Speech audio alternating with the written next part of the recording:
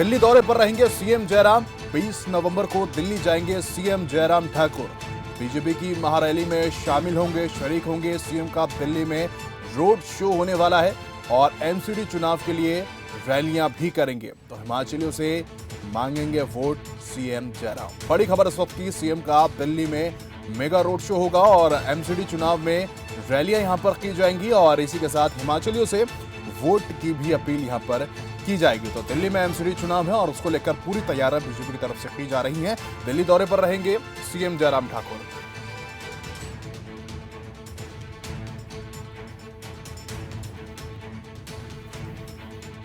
तो मोहित शर्मा इस पर हमारे ब्यूरो चीफ जुड़ गए हैं। मोहित, जानना चाहूंगा क्या कुछ तैयारियां हैं सीएम जयराम के दौरे को लेकर, रैलियों को लेकर?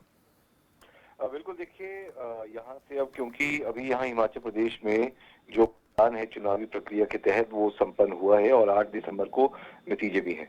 उससे पहले क्योंकि अभी फिलहाल सभी राजनीति हैं यहाँ पर, अगर खासतौर पर हिमाचल की बात करें तो इस समय कोई भी काम किसी को नहीं है।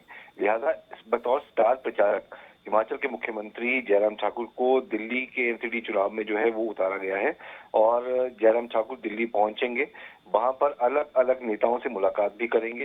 हिमाचल प्रदेश की राजनीति का परिदृश्य जो है वो भी उनके सामने रखेंगे और इस दौरान जो रोड शो होना है उसमें भी वो हिस्सा लेंगे।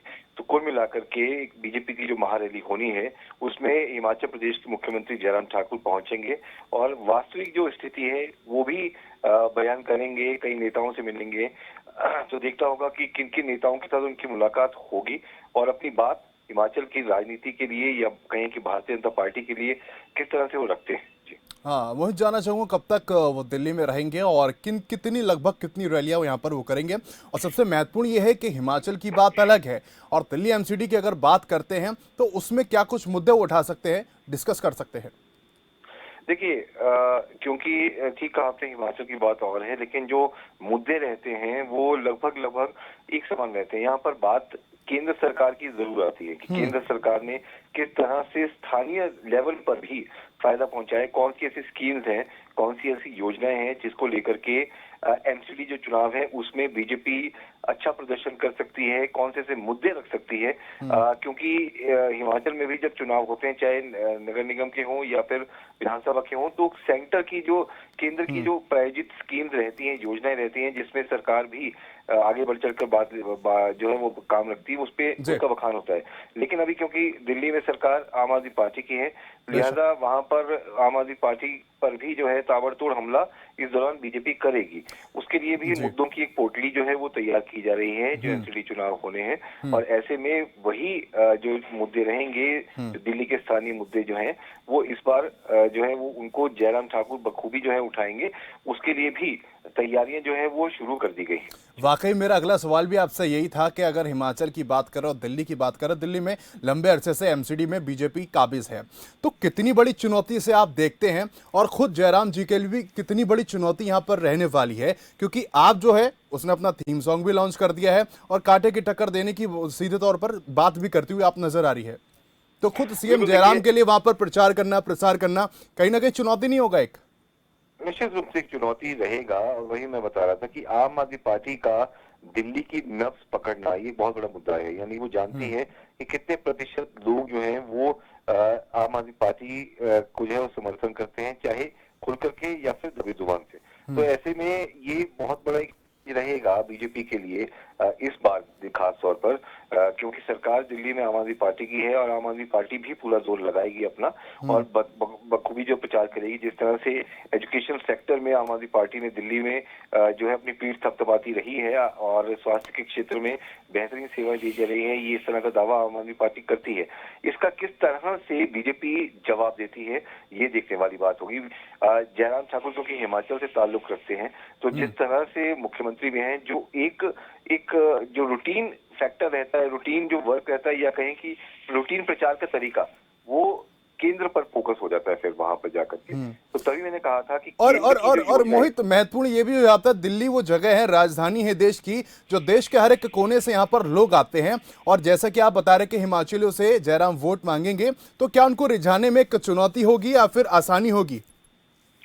देखिए, बिल्कुल ये बीजेपी के लिए एक बहुत बड़ी चुनौती है। मैंने पहले भी कहा और खासतौर पर जयराम ठाकुर के लिए कि हिमाचलियों को किस तरह से वो जो है वो डाइवर्ट करते हैं। अगर वोट डाइवर्ट करने की बात होती है तो वो एक चुनौती निश्चित रूप से रहेगी, क्योंकि आम आदमी पार्टी जो है वो लगातार प्रचार के माध्यम से आगे नजर आ रही है अभी बाकी पार्टियों से। हालांकि अभी बीजेपी शासित नगर निगम है वहां पर, लेकिन इस बार जो चुनौती है वो बहुत बड़ी होने वाली है।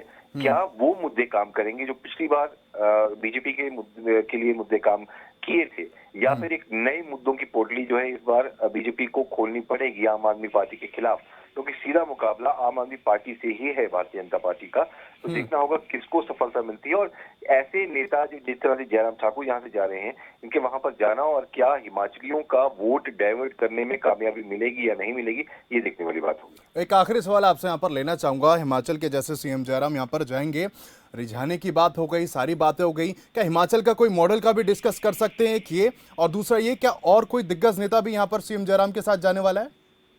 निश्चित रूप से हिमाचल का मॉडल जो है वो शिमला नगर निगम को लेकर के बता सकते हैं कि किस तरह से यहाँ पर आजादी के बाद पहली बार शिमला जो स्मार्ट सिटी में शामिल होने के बाद किस तरह से काम शुरू हुआ। यानी शिमला शहर की बात करें तो यहाँ पर आजादी के बाद से लेकर अब तक जो है वो कभी भी छेड़ा नहीं गया था डेवलपमेंट को लेकर के, लेकिन इस बार सड़कें चौड़ी हुई हैं, पेयजल की व्यवस्था दुरुस्त हुई है, इस बात से इनकार नहीं किया जा सकता। बखूबी नगर निगम ने यहाँ पर काम किया है।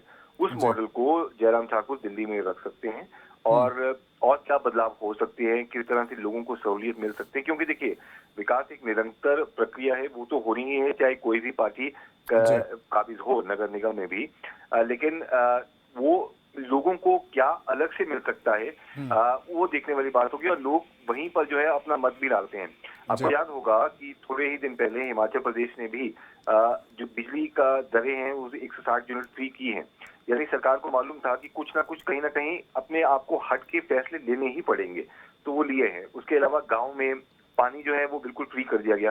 तो इस तरह की बात भी जयराम ठाकुर रख सकते हैं कि सिर्फ आम आदमी पार्टी ही नहीं है, बल्कि बीजेपी भी इस ओर आगे बढ़ रही है, और ऐसी स्कीम जो है वो हिमाचल में भी लागू की गई है, जो कि दिल्ली में भी भारतीय जनता पार्टी अगर फिर से जनता विश्वास जताती है तो वो लागू की जा सकती है। तो ये भी दावा जो है इस बार किया जा सकता है। चले मोहित, बहुत बहुत शुक्रिया हमारे साथ जुड़ने के लिए, तमाम जानकारी साझा करने के लिए। तो मोहित ने जिस तरीके से बताया कि हिमाचल के मॉडल का भी जिक्र हो सकता है, और मेगा रोड शो होने वाला है, दिल्ली दौरे पर सीएम जयराम रहेंगे और इस दौरान रैली करेंगे और वोट की भी अपील करते हुए दिल्ली एमसीडी चुनाव में नजर आएंगे।